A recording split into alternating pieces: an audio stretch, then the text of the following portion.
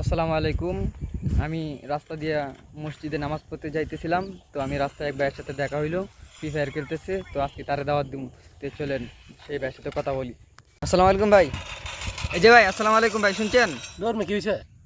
না ভাই, আপনার একটা গেম কথা বলতাম বলছিলাম। না গেম খেলতেছি না।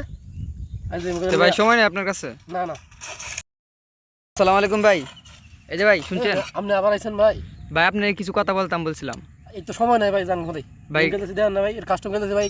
এই গেমের মানে বুঝলাম না মিয়া, জান না। কয় কি এভাবেই আমরা প্রতিনিয়ত নামাজকে আমরা অবহেলা করছি। হাতের ফোন আর গেমে আসক্তি আমাদের জীবনকে প্রায় ধ্বংস করে দিয়েছে।